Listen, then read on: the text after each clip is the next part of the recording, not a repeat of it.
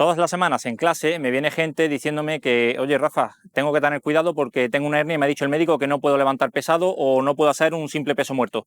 Miguel, tú como profesional de la fisioterapia, ¿qué tienes que decir ante esto? Pues que no solo no es que puedan o no puedan, es que todos deberíamos de entrenar, tengamos una o varias hernias. El problema está, Rafa, en que cuando se le da el apellido o la etiqueta, a partir de ahí empieza un proceso negativo de hipervigilancia, hiperprotección, aunado a que un referente como es el profesional, en este caso de la medicina, el propio médico, traumatólogo, da un diagnóstico. ¿Qué conocemos a nivel de literatura? Pues precisamente que no sabemos si viene antes la gallina o el huevo. ¿Qué quiero decir? Que cuando se presenta la imagen por diagnóstico, resonancia, radiografía, la persona dice, es que tengo una hernia y por eso de ahí mi dolor. Cuando no sabemos si gallina o huevo, esa hernia ya estaba o llevaba X años con las personas o con la persona y luego apareció su dolor. De hecho, conocemos que el proceso de herniación no se da, como se piensa en muchas ocasiones, en personas de edad avanzada. Se da desde los 15 a los 16 años, podemos tener hernias o prolapsos hasta los 35 o 45, donde ahí ya el proceso va a ser más degenerativo o discoartrosis, que es lo que muchas veces conocemos. Vale, Miguel, pero si me viene gente al box diciéndome, Rafa, es que tengo un dolor muy agudo, no me puedo prácticamente mover, yo te quiero preguntar, ¿qué recomendarías tú? Aquí tenemos que diferenciar claramente si estamos en un momento agudo o en un momento crónico. ¿Cómo sabemos esto? Por, sobre todo, la clínica asociada de cada persona. Por ejemplo, hay veces que la hernia tiene representación con una ciática, pero hay veces que se da una falsa ciática. Por supuesto, animamos a todo el mundo que esté viendo este vídeo a que si estás sufriendo un proceso agudo, acudas a un profesional de confianza para poder ser valorado. Una vez dicho esto, es importante tener en cuenta dos connotaciones.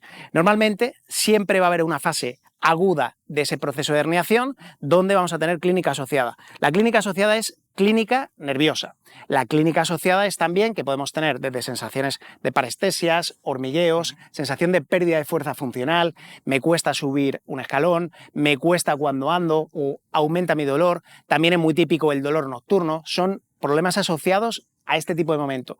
Ahora, la pregunta y la contestación es, ¿se podría hacer algo? ¿Se podría entrenar? Volvemos a lo mismo, no solo es que se pueda, es que se debe. Lo que pasa es que obviamente adaptando siempre la progresión tanto de propuesta de trabajo como la intensidad del mismo. Como estamos sufriendo un proceso inflamatorio, lo que no tiene ningún tipo de sentido es hacer un entrenamiento extenuante. Y si además tenemos un proceso irritativo que actúa en los mecanismos de flexoextensión, es decir, donde la columna se pone en mayor o menor tensión pensando en ese mecanismo del disco, es posible que aumente la patología. Entonces haremos movimientos más controlados, trabajaremos con presiones negativas como hemos hablado en otros vídeos e intentaremos incorporar gradualmente de menos movimiento a más movimiento. Bueno, pero esto, ¿cuánto tarda en recuperarse? Ya que normalmente la gente viene y siempre tiene prisas por querer levantar más rápido, levantar más pesado. ¿Cuánto tiempo tengo que estar con este dolor? Ese es el problema dentro de la recuperación, que tanto en los entrenamientos de cross-training, Airos, DECA, carrera u otros, la persona siempre quiere tener una evolución muy rápida. Conocemos a nivel de literatura que un proceso de herniación, si es real ese proceso de herniación, que tendríamos que verlo por resonancias, por una buena valoración, se puede ir hasta los 42 meses. 42 meses, 4 años, manos a la cabeza, qué locura, la vida se ha acabado. No, ni mucho menos. Conocemos que en el entorno de 3 a 6 meses, si tenemos un proceso de herniación en agudo, existe un fenómeno que se llama fenómeno de reabsorción discal. Esto ocurre hasta en el 98% o 99% de los casos, es decir, habría que tener muy mala suerte para que el disco no se reabsorbiese, porque esto solo pasa en un 1 o un 2% de todos los casos. Pero vamos a sufrir un proceso de inflamación en agudo. Por tanto, como comentábamos en la pregunta anterior, tenemos que hacer un entrenamiento mensurado, controlado durante 3 a 6 meses de intervalo y mi recomendación genérica es, además de tener la necesidad de intentar evaluar cómo está la persona, que esto es prioritario, porque no va a ser lo mismo tu hernia que la hernia de esa persona, algo que sí sirve es, si hemos tenido algún proceso de recidiva, es decir, de sentir nuestro dolor durante 6 meses a 12 meses de haber tenido el episodio inicial, ahí tendríamos que tener cierto nivel de cuidado, porque lo que sabemos es que si empezamos a aumentar o de nuevo alterar los procesos o mecanismos inflamatorios, es posible que vuelva la persona a lesionarse. Y aquí, de nuevo, manos a la cabeza, alarma, ya me he hecho otra vez daño. No, a lo mejor no ha pasado nada, pero el sistema sufre un proceso que conocemos como desensibilización central, que yo siempre digo, y esto pasa, que es como las mujeres cuando están en esa época menstrual, que pueden estar un poquito más a la que saltan. Pues este es el sistema nervioso durante muchos meses. Entonces hay que tener cuidado para intentar conseguir que esto no pase. Entonces, si el entrenamiento es una necesidad, ¿vale cualquier ejercicio, ya sea bueno o malo? Pues esa es un poco la clave, que no hay buenos o malos ejercicios, y sí ejercicios que se adapten al momento o circunstancia de la persona. Volvemos al mismo punto, si estamos en un momento muy agudo, vamos a hacerte unas recomendaciones al finalizar este vídeo y en vídeos posteriores, donde te diremos, si estás en una fase aguda, pues seguramente habrá algunos ejercicios más controlados que te vengan mucho mejor, pero si estás en una fase ya avanzada, donde prácticamente no hay molestia, solo circunstancias típicas afines, como por ejemplo la rigidez relativa, que es muy común, algo de dolor nocturno, pero en general nuestra percepción de dolor ha bajado bastante, nuestro rango de movimiento, variabilidad de movimiento ha mejorado bastante. Ahí ya podemos decir que la persona se ha ido integrando dentro de la actividad física y a lo mejor ya está haciendo desde cross training, desde unos burpees, desde una flexión a esa barra o cualquier tipo de ejercicio. Pero tendremos que tener en cuenta que no hay bueno ni malo, sino ejercicio aplicado al contexto y momento de la persona. Entonces, dos de los clásicos, como no puedo correr, no puedo levantar pesado, ¿qué tenemos que hacer ante esto? Cuéntanos, Miguel.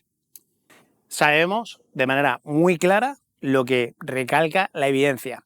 Por ejemplo, en cuanto al impacto, lo que se sabe es que el impacto, la carrera en sí, va a tener un efecto preventivo o preventor, es decir, todo lo contrario a lo que se pensaba.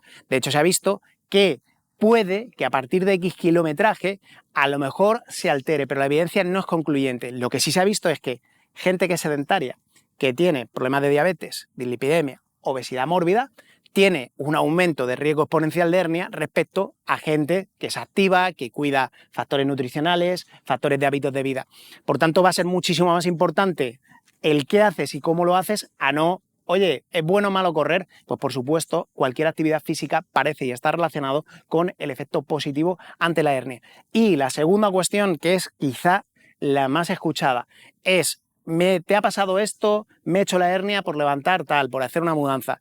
No, seguramente no. Llevarías mucho tiempo con un proceso de herniación o a lo mejor ya estabas sufriendo esa hernia y lo que pasa es que estaba encubierta o no tiene nada que ver con tu cuadro clínico. La hernia no ha generado tu dolor. Pero lo que se ha investigado también es que no hay ningún tipo de evidencia concluyente que exponga a que gente que levante más peso se lesiona respecto, por ejemplo, volvemos a lo mismo, personas con obesidad, sedentarias, con factores de riesgo, como por ejemplo puede ser igual tabaco, dislipidemia, diabetes, etcétera, etcétera. Por tanto, está clarísimo, siempre es mejor hacer a no hacer nada. Creo que con este vídeo hemos desmentido más de un mito sobre si entrenar o no con una hernia basándonos en la evidencia. En próximos vídeos te vamos a enseñar qué ejercicios pueden o son más recomendables en función de qué fase y muchísimos más consejos a esta problemática que al final se da de manera tan llamativa y en tanta gente. Ya sabes que si te ha gustado, déjanos cualquier tipo de comentario, compártelo en tus redes y nos vemos en próximos vídeos en CrossGym.